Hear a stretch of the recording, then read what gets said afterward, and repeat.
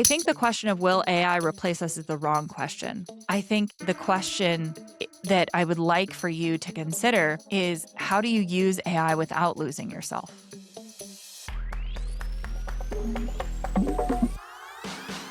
Welcome back to another episode of the Yes and podcast. I am your host, Bunny Young, serial entrepreneur, mother of 4 incredible kids, army wife, all of those things that you would see on a resume. But that's not what I'm here to tell you about. What I'm here to tell you is to remind you that the voices in your head that are saying that you are bad at business are lying.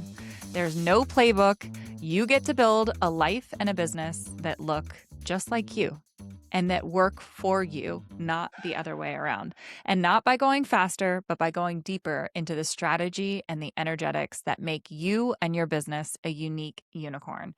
So just for you, what we are going to do today is drop a little bit deeper into the energetics of something that is on everybody's mind and a lot of topics being talked about, which is AI. And you may be surprised at what I'm going to say about AI. Here's the flavor of what I want to share with you is that I don't believe that AI and woo or energetics or spirituality are on opposite sides of the spectrum. I actually believe that there is alignment and synergy in both of those. And as we dive deeper into this podcast episode, I want to share with you not just my opinion of it, but also how I'm using this in my business to amplify. So buckle up, get a warm, delicious drink or whatever it is that you want to settle in and cozy through this episode with, because this is going to be a great one. You also may want to grab a pen and a piece of paper, because I hope that I'm going to be giving you gold that you're going to want to take notes for. Welcome to this episode of the Yes and podcast. And the intention for this episode is to really bridge between that intuition and intelligence aspect of AI and woo.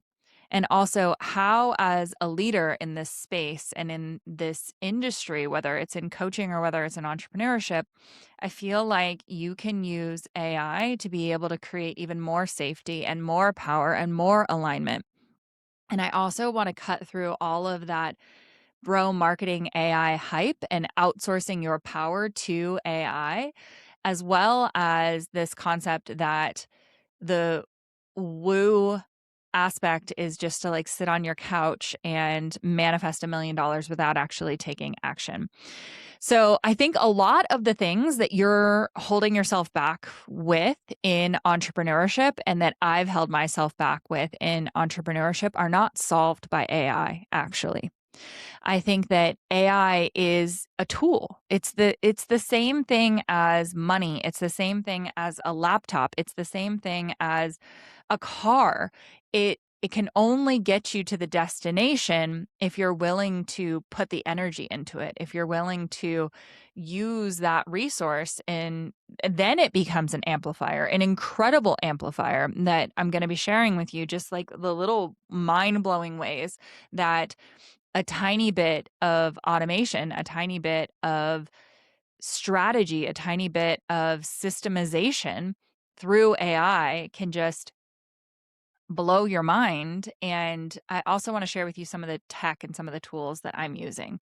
So before we get any deeper into this, I had some heated conversations that sounded something like, Bunny, you love the environment, you love the ocean, you're so passionate about making the world a better place. How on earth could you be behind and supportive of using AI?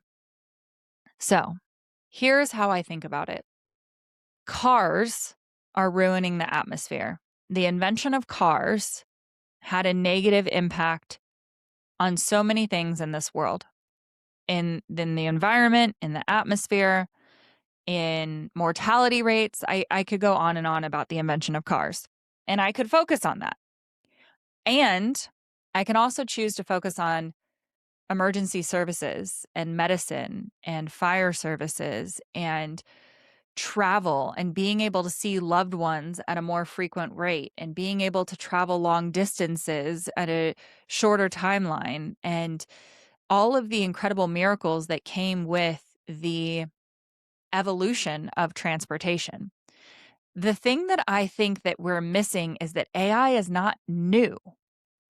It's this level of AI combined with the adoption of individuals that are using it. That is what makes it seem like it's this new thing. But artificial intelligence in and of itself is not new. We've been using artificial intelligence since the 70s, actually. I mean, basically, even before we started using computers, we used artificial intelligence in some way, shape, or form for a variety of different things that are not relevant to this podcast episode. And so the volume that we are now doing it, the speed that we are now doing it, is requiring these massive server farms that are not a positive impact to the environment. However, one of the things that I have this conversation with my best friend around, I'm going to make this analogy. When I was 11 years old, I gave up eating meat. I gave it up for Lent, and I've never eaten meat, intentionally since that day. Now, in our 20s, my best friend went back to eating meat. And she didn't eat meat because she thought it was this great travesty that we kill animals and eat them. I didn't eat meat because I gave it up for Lent. And when I went to go back to eating meat, it didn't taste great and it made my stomach hurt. And so I was like, no, I'm not going to eat meat anymore. I was never under the delusion that by me not eating meat, I was saving cows. However, I was aware that it was one less person contributing to some of the things that are wrong with the meat industry in this world. Now, if I'm really bothered by the meat industry in this world, not participating in it is not the solution. It's actually participating in it in a way that you are solving the problem. And I believe the same thing is true with AI. If you have a problem with what it's doing to the environment, then participate in the solution. And if you're going to take pen and paper and try to create a solution, you're going to lose because the machines are creating solutions at billions times faster than we can with the human brain. So my desire, my prayer, my hope is that by participating with AI and using AI to amplify the good that I'm already doing in this world as an amplification, that I can solve more problems than I create. And that my biased opinion is that AI can solve more problems than it creates. It's similar to my feeling around money and how I share my thoughts and my biases around money is money is neutral. It's a piece of paper. It's this thing that really has no thought, no desire, no dream in this world. However, if you put it in the hands of somebody who is going to have the capability and the capacity and the resources to build a well, that money becomes a solution for an entire village that didn't have access to clean water. And so AI is, in and of itself, pretty neutral, right? Once you give it an input, then it takes off and it starts to do its thing. Is it evolving? Is it always going to be neutral? Is it always going to be, as devoid of dreams and desires as money? I don't know. But I know right now that it's a tool. It is a tool that is laying there at our feet until we use it and until we put it out into this world. And we're not going to be able to put that genie back in the bottle. There's no world in which we don't have AI anymore, at least not in this generation. And so if it's possible to move on from that conversation and agree that I do see how it's harming the environment. And I do see a lot of disruption that is being caused by the use of AI. I also look at who's using it. And so the question of will AI replace us? AI can never, ever replace the soul. What AI can replace is the tool. What AI can replace is like inputting data into a computer. Those are all the things. In my business, though, I don't have AI write my emails. I write my emails and I ask AI to organize them and format them to increase the engagement and the readability. My voice is there, my art is there.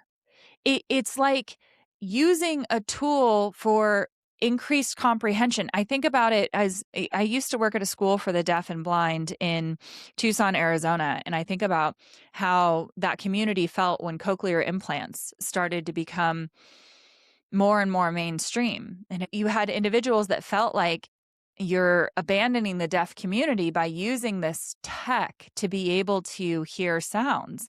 And then you had individuals who were excited about the possibility of what it could mean for their life to hear their baby's voice, to hear their mother's voice, to hear a bird, to hear a dolphin.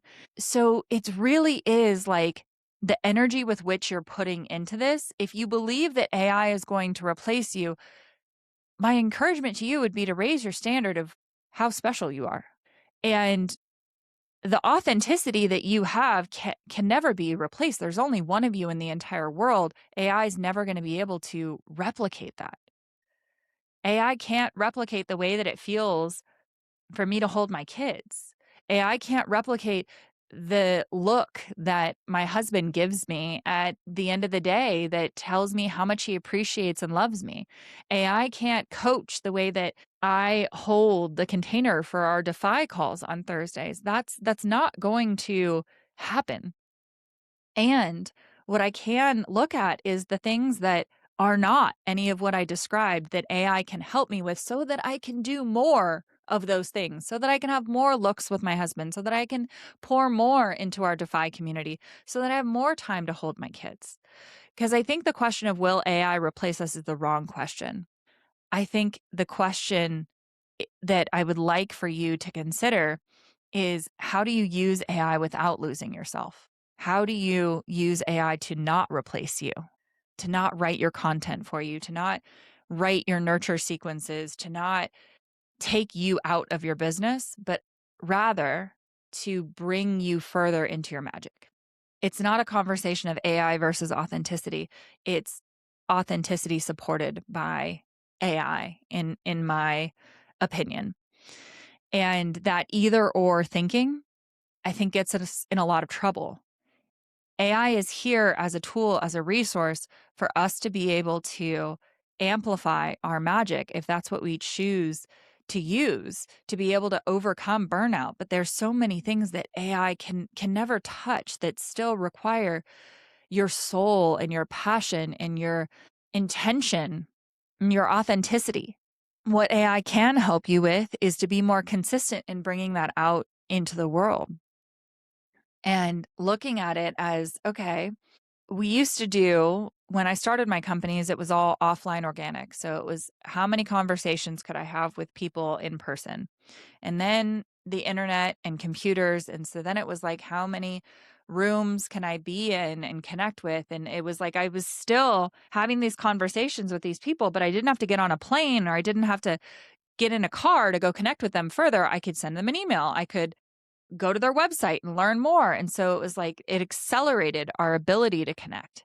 And so now with AI, it's like, how can I use that to just continue to be more consistent? How can I just add AI into the riverbanks? You've heard me, if you've been listening to this episode or to this podcast for a while, you've heard me say, like, I want you to think about the structure of your business, the systems in your business as the riverbanks. That's what strategy is. That's what structure is. That's what systems are, is the riverbanks, the container that holds the energy. The water of the river is the flow, is the creativity, is the intuition. And that the flow cannot be AI.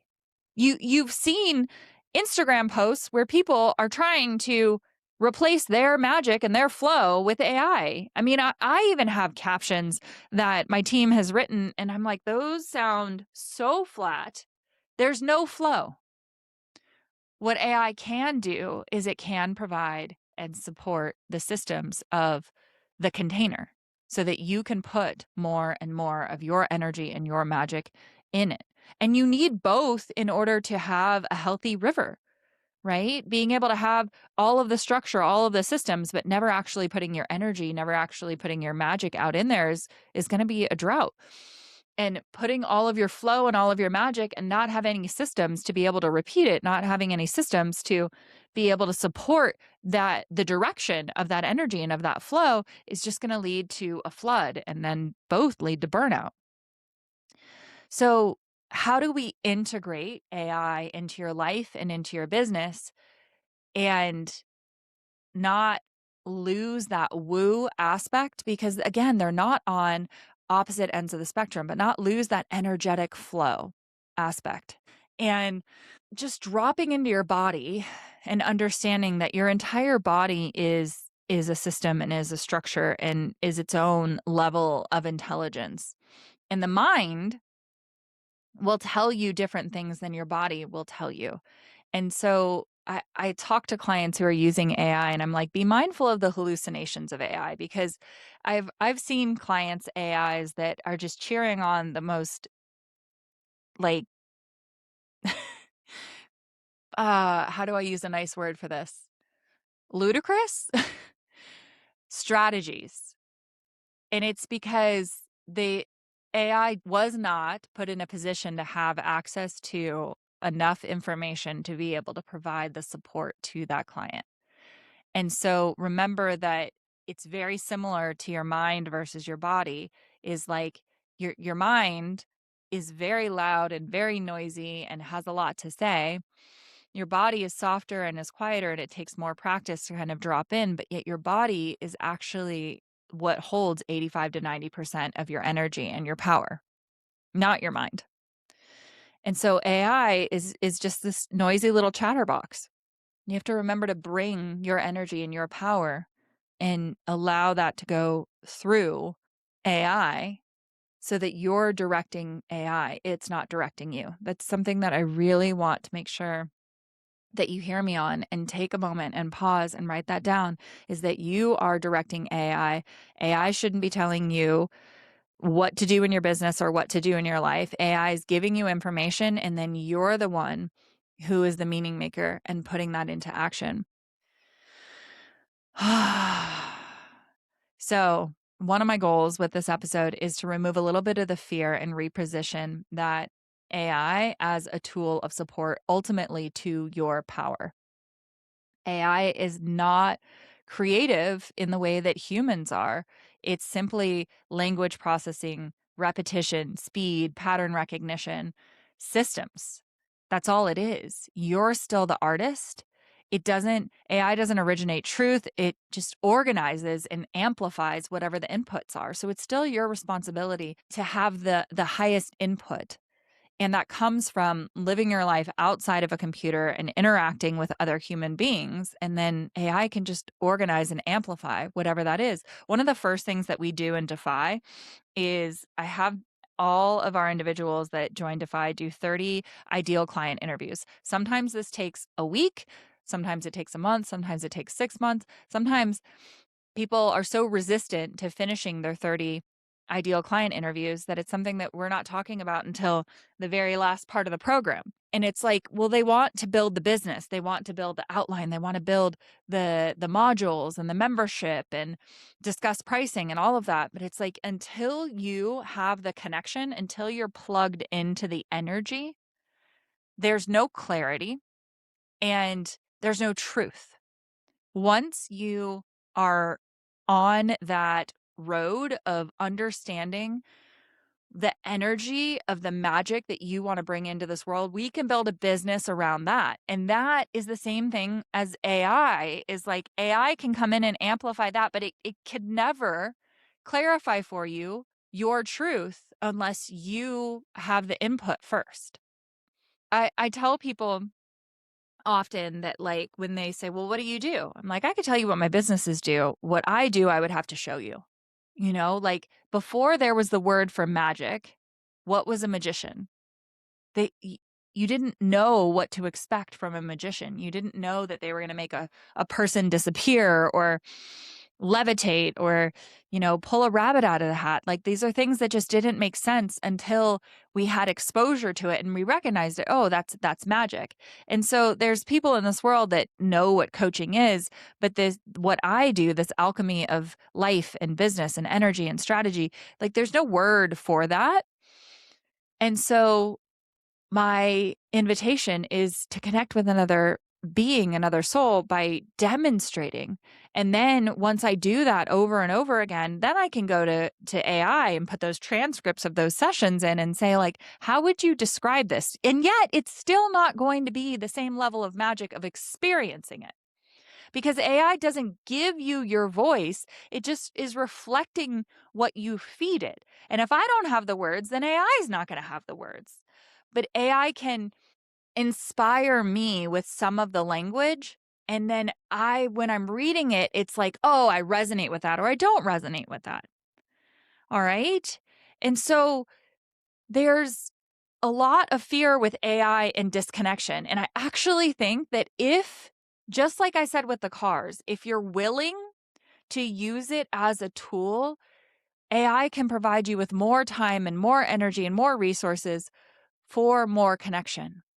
And the jobs that will be replaced with AI my biased opinion is they allow those people to be in a space and in an opportunity to go and do something that no one could ever replace them. It gives them the permission and the freedom to go do something where they're irreplaceable. I remember the day I when I started A Better Place Consulting, I had a business partner. This is something we don't talk about often, is I had a business partner. And part of the reason that I had a business partner is I was not completely bought into entrepreneurship. Again, if you've been listening to this podcast long enough, you know that I'm a third generation entrepreneur. And I told my mom the only thing I never wanted to be was an entrepreneur. And so the day that I started A Better Place Consulting and we had this partnership, about 9 months later, it was a little less than a year, my husband was leaving for military service, and it was maybe a day or so before he was leaving. And let me back up. So I had made the decision. I need to tell this story in another episode, but I had made the decision that I was going to leave this business partnership. I promise I will give you the whole thing in another episode. And basically, my business partner didn't want me to leave. And we had this kerfuffle, and she just stopped talking to me. And then one day it was over. We were done. I had A Better Place Consulting. She had her own company, and we were done. That day, that morning that all happened, I walked into the gym where my husband was working out. It was like the day before he was leaving for military service. And he looks at me and he's like, I guess you work for yourself now, finally. And I think about that as this disruption that I perceived, where it was like the hemorrhaging and the breaking of this business relationship was actually the permission. And I think about this when I've let people go from employment with my companies. I know that the devastation of not having that paycheck can be incredible and can bring people to their knees. And yet there is a permission with saying, this is not where you're supposed to be. There's another better place, literally better place for you to bring your magic. And I think about that with AI. Like, if AI ends up being the thing that breaks you up with your job or your position, what is it actually giving you permission to do? What is it allowing you to do? Just like cars increased access and increased connection, an expanded opportunity. I think whatever AI replaces is just expanding human potential and opportunity for us to do things that are within our purpose and our potential, that because that could never be replaced. So that is my thoughts on that. I totally need to record another episode on the full story of my journey into a better place consulting, and I promise I will on another episode. I still have like so much that I want to share with you. I think we might have to do a part 2 of this AI episode. So let's say that is part 1. And what I want to leave you with is that this piece, this conversation of AI, I have brought in to DEFY into our 12-month business accelerator, because DEFY as a program and as a 12-month business accelerator is not just a program. It's not just a course. It's not just a mastermind. It is a community.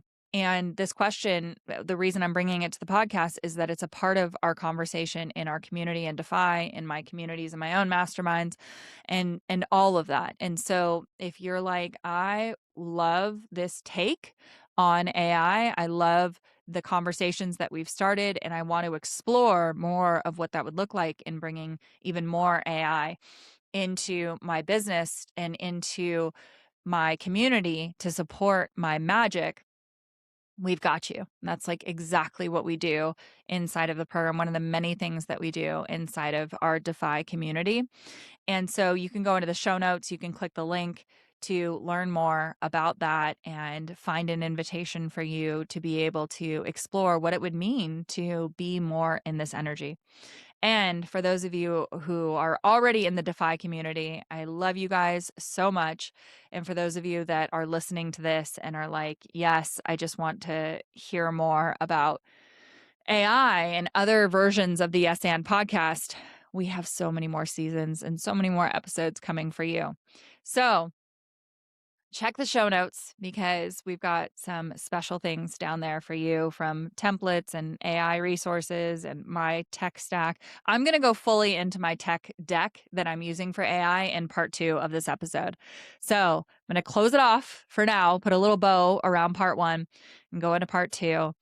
Thank you so much. Wherever you listen to this and took us for your Yes and podcast, whether it was the shower, a nice long walk on the beach, whether you're listening to it while you're building your own AI tech deck, I appreciate you. It means the world to me. It truly does. I read every single review that you leave. I read every single post that you put up when you tag me that you've listened to an episode of the Yes and podcast on social. So please do that on Instagram. It's at the Bunny Young. Please leave a review. Please, please, please send this to a friend. Like, honestly, it is such a gift, not just for me to be able to know that you're loving these episodes and sharing them, but also it's a gift to whoever you're sending it to, because there's no other podcast on the face of the planet that is like the Yes and podcast. It will never be replaced by AI. So here we are. I will see you on the next episode of the Yes and podcast. I am your host, Bunny Young.